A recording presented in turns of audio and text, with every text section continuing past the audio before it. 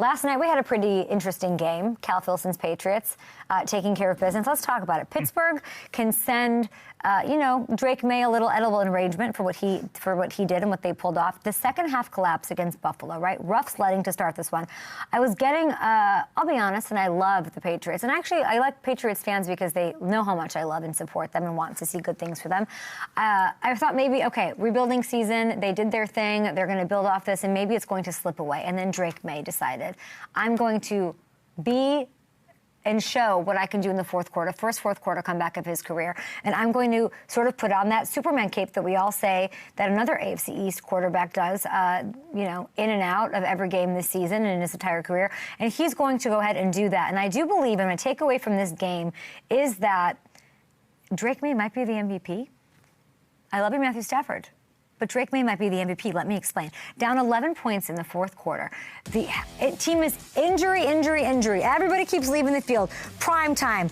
The horror of last week still fresh. That second half collapse to Buffalo, and Drake puts it all on his shoulders, okay? He went 12 of 14 in that final frame for 139 yards. Don't forget, one of the incompletions was supposed to be pass interference, okay?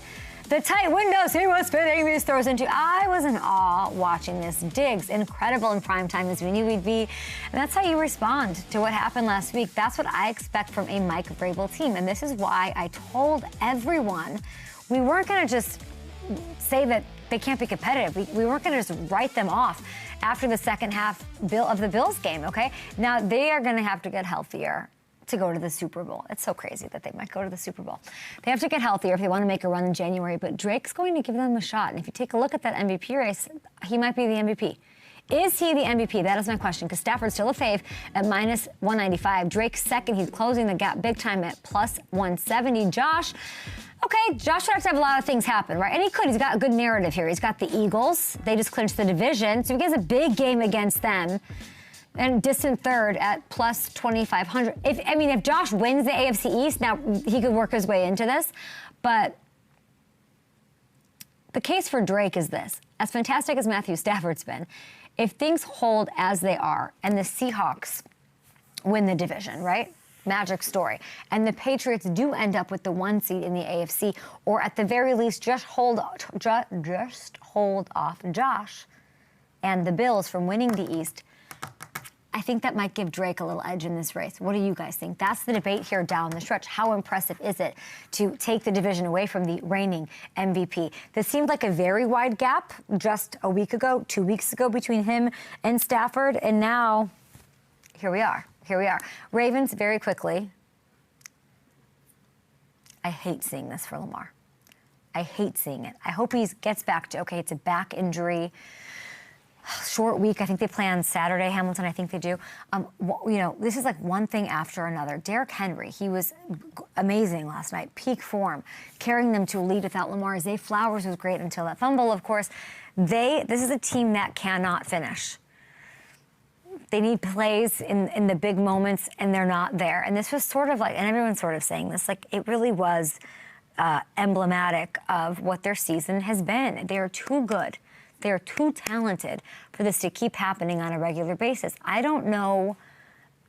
I do know. I don't want to get into what needs to change. They're still technically alive here, so we're not wrapping their season.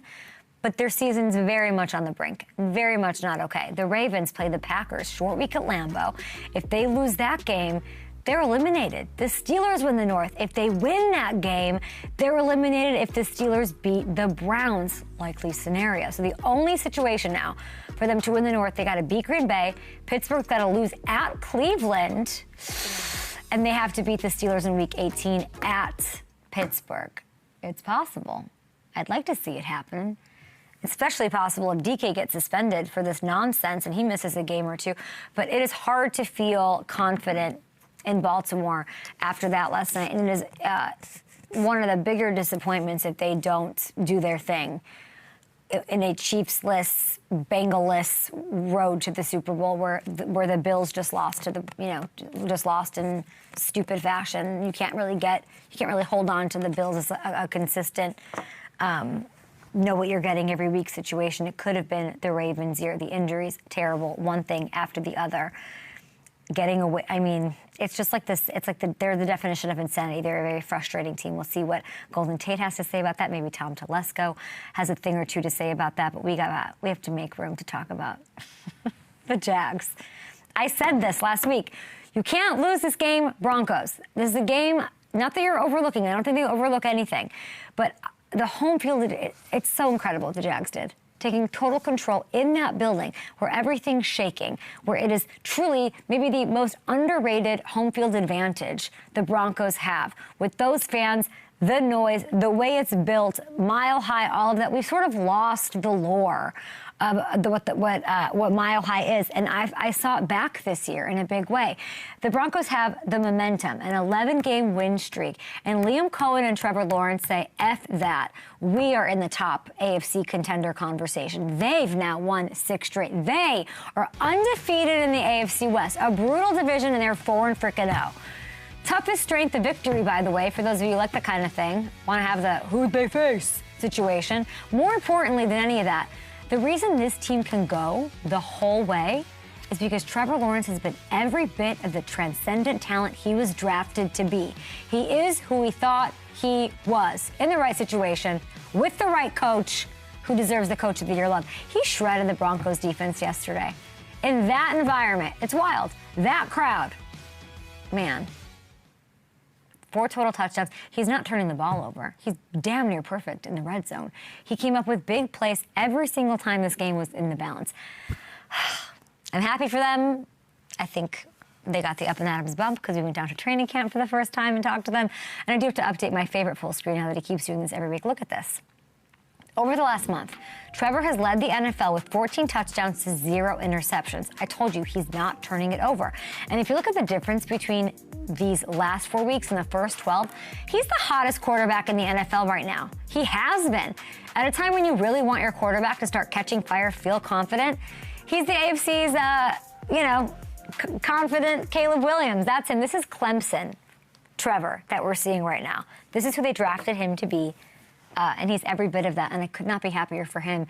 And the FU energy that Liam Cohen is giving. And Hamilton, it is such a beautiful juxtaposition of Liam Cohen's intro press conference where I was like, I don't know him. I've never met him.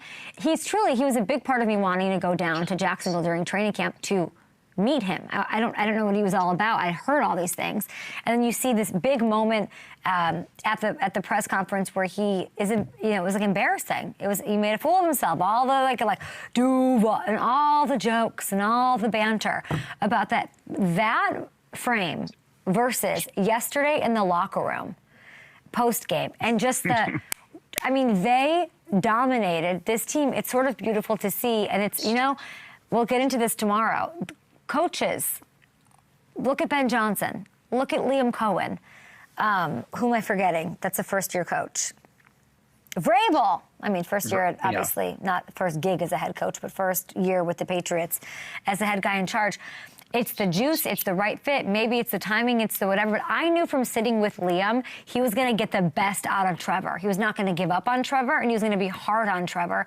And that's the difference a coach can make on any team, any franchise, any history. It's rewritten just like that. If you have the right guy. Yeah, and I remember when you talked to Josh Hines-Allen a couple of weeks ago after that rough Texans loss, and you talked about that speech that Liam Cohen gave them after that game, and you said that's what sparked them that win over the Chargers, and they haven't lost since. So they definitely are responding to him beyond just the X's and O's part of it. Like, they believe in him, and they're responding to him in that locker room, too. We should resurface that, Alicia. Let's get that tweet out there, but from Josh Hines-Allen. I was in Appleton, Wisconsin with my nephews, but I was so inspired. I remember exactly what that conversation was like.